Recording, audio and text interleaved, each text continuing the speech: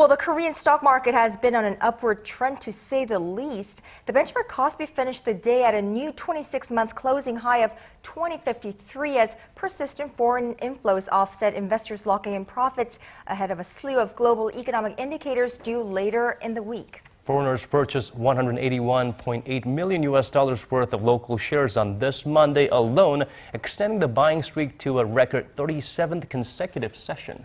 It brought their net total from August 23rd to the present to more than $12 billion, more than reversing the $9.4 billion that was yanked out in the first 6 months of the year.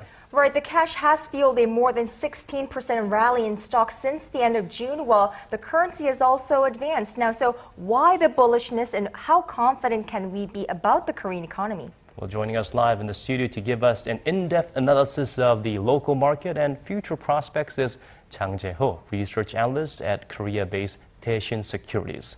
Jae-ho, welcome to the program. Thanks for having me. Now, let's begin with the benchmark Kospi's closing number for today. It's an impressive 2053. Of course, it broke the 2050 mark last week for the first time in more than 2 years, I believe.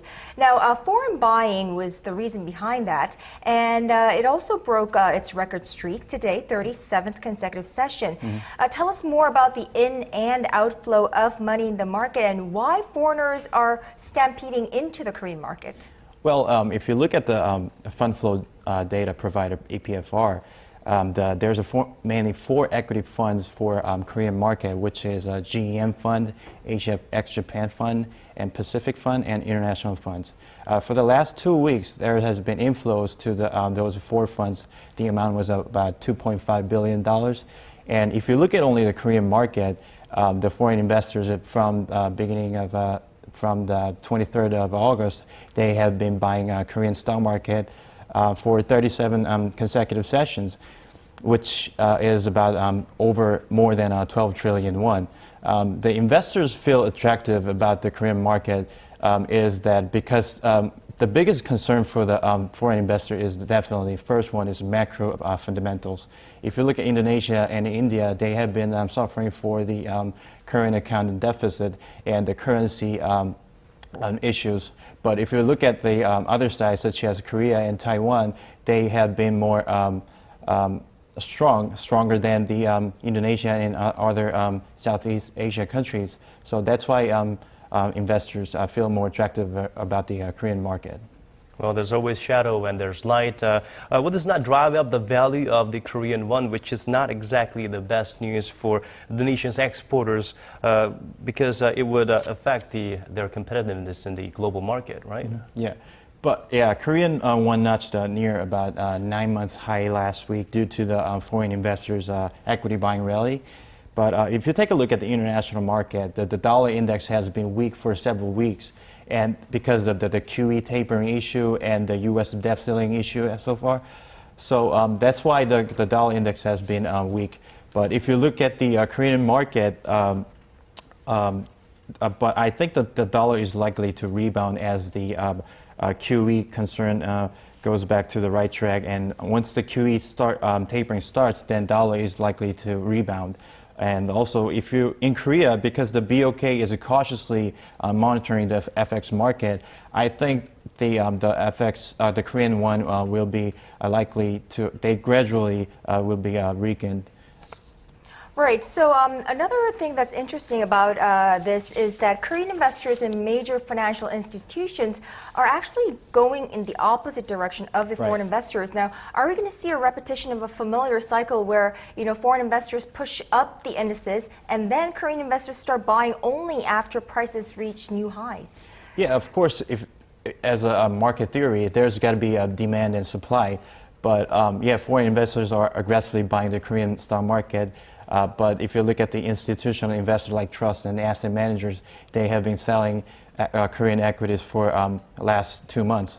But because they feel more bearish about the Korean market, because the Kospi 2000 level is pretty, I would say, unstable.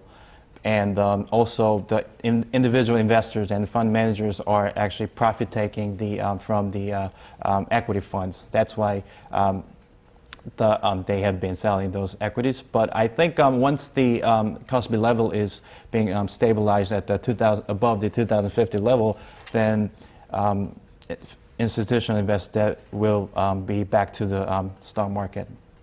Okay, to prevent a sudden outflow of foreign capital, it's always important to go back to the basics. We know we need to focus on the fundamentals.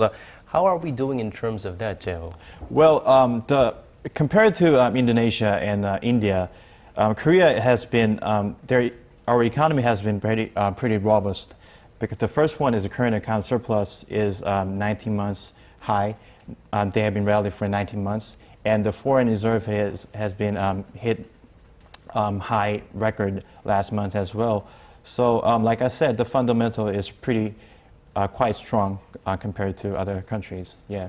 Right, so strong fundamentals are attracting foreign investors to the Korean market. Now, many seem to believe that this trend of foreign investors, I guess, stocking up on Korean stocks will continue for the time being. Now, what's your forecast on things, and which factors should we be on the lookout for? Yes, the global economy has been in a recession period last couple of years due to the financial crisis in Europe and the unstable U.S. macros. But however, there's positive signs started from Europe, China, and the U.S.